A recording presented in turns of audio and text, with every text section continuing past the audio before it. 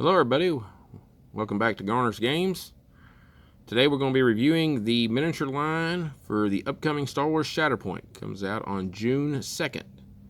I painted up the 16 models that come in the core box. I'm still working on terrain so that we can get some demo videos done out for you. Those demo battles will be appearing on this channel as well as Battle Ready Gaming, so please check them out. Give them a like and a subscribe. We're going to get started. We're going to do them by the squads. We'll start with the light side first. Then we'll be moving over to the dark side. So first model up is one of the first models I painted. This is Ahsoka Tano.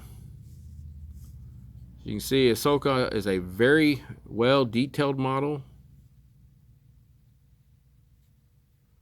A couple of things of note. She was the first model I painted. I did not notice when I was first painting her that she has her tattoos on her face are actually raised so that you can dry brush them a little easier than the way I did them. To achieve the lightsabers, I did a Wraithbone from Citadel undercoat on the lightsaber blades, and then I did a contrast blue over the top of them. And she is the primary of her squad. Her secondary is a character that's been appearing a lot in The Mandalorian.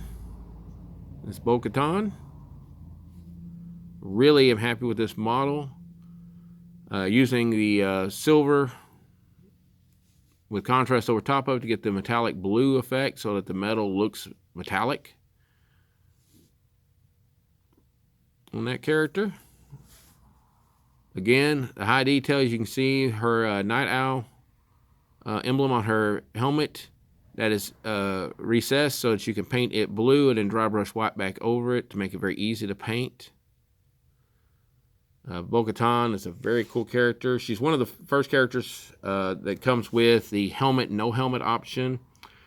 Since I go primarily no helmet in Star Wars Legion, I went all helmet on characters that have that option in Shatterpoint, just to have a little bit difference between the two.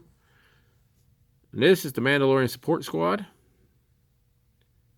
I use a similar effect for the blue metallic metal armor for this one, but with just more of a silver, just to show like an unpainted Beskar on this member of the squad.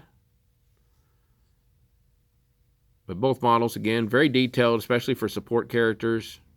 Very happy with how both of them turned out. And that's Ahsoka's squad. So next squad, of course, is good old Anakin Skywalker. Now, Anakin always has a little bit of a hard time being painted because he is just various darks on top of darks with more dark. I mean, basically the only light colors are his skin, the lightsaber, and the lightsaber blade. Everything else is some shade of brown or black. So to achieve the effects here, I did with some undercoats of gray and browns, and then went back over them with either darker browns or blacks.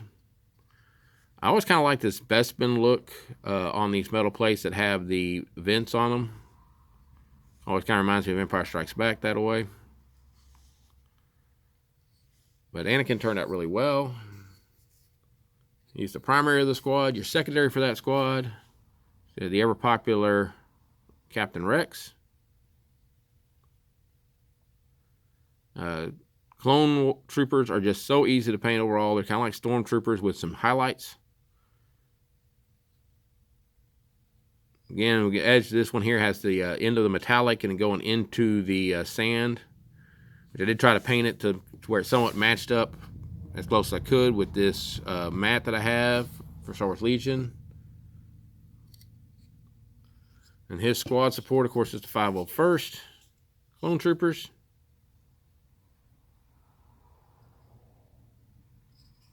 Again, they're a lot of fun to paint. They're pretty quick. They're pretty easy.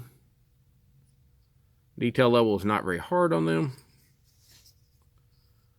And that's the 8 models for the light side. And rolling over to the dark side. I'm going to go with always one of the fan favorites, Darth Maul. Of course, this is Darth Maul, 5th, 6th, 7th season of Clone Wars. Got the robotic legs on him. Again, the same problem that you have with Anakin. It's basically black on black with some metallic. His face, even with the raised detail, is still a challenge to paint. I think he turned out pretty nice. Make sure I gave him the yellow glowing eyes just to indicate his Sithness. Again, Wraithbone undercoat on the lightsaber blade with a red contrast over top.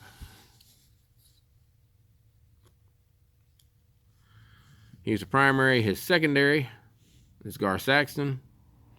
Again, went with the helmet for the same reasons I did with Bo-Katan. His chest plate is particularly a lot of detail there if you can bring it out. With the raised deal imitating Maul's face tattoos. I did go with the shield and pistol option just because I thought it looked nicer and it allowed you to see that chest plate more than the rifle did. But again, very happy with how he turned out. I'd almost forgot actually that his visor is yellow to match Maul's eyes. I had to go back and fix that. And then his support in that squad is the Super Commandos. I did the metallic black over the silver to get the metal armor for them. Really do like the kneeling pose on this one here. Not a big fan of her helmet. It is consistent with what was in the show. Just kind of a blah design compared to the standard Mandalorian helmet. But all in all, still really cool characters. Very happy with them. I kind of wish I'd gone with the sand bases instead of the metallic bases on them because it ends up being dark on a dark base. Next up is my Pride and Joy. I was very happy with this character. Ventress. It's just a great character. Fantastic foil for Anakin. You can get a little sympathy later in the story. I did not go with the blue dress, which is what she's most commonly shown in. I don't think that looks really all that great on her, so I went with a purple. I thought it looked more regal. And I went with the more gray, almost vampire skin on her from the early days of her creations. I thought that looked better on her. More sand-based, a little more contrasting of the character. Really liked her little sash loincloth there in the front with all the detail on it. She is a great model. Character looks really strong in this game, so I'm looking forward to playing her. And no droid force would be complete without a super tactical droid. Here is Kalani. The Kalani is a very easy paint job. It's just a couple different shades of green. All the gold are raised highlights, so very easy to dry brush. I went with the hologram there to show that, basically we're planning, we're telling other people what to do. We're not getting into fights ourselves. Kalani is not your combat droid. That's what these guys are for. Your B1s. Now, your B1s are the only ones I have a little bit of complaint about. As much as they have the great,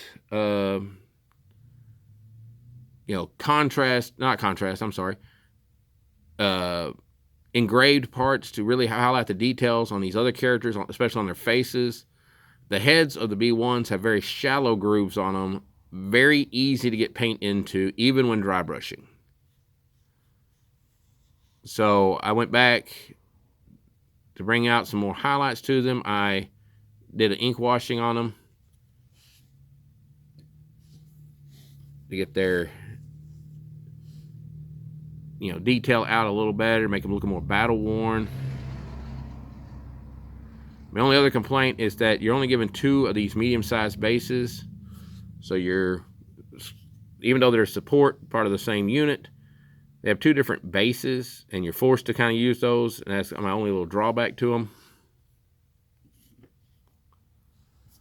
On all of them, I did do a gray trim on the edges, so we ended up with different color base rings around them. I did think about doing like a black and then a white, so that we'd have, the light side, the dark side type concept. I did not want to go that way. just to give you an idea of what the overall squads look like when you put them all out there on the field. There's Bo-Katan, and then Ahsoka. And behind her, we're going to put old Annie. There's Rex. And the 501st Clone Troopers. So, yeah, that is a great little strike force. The models on this are amazing. Can't wait to see what everybody else paints them up as. Look forward to the demo battles. And I hope everybody has enjoyed this video. Please come by, check this out, put in your pre-orders if you're ready to. May the Force be with you.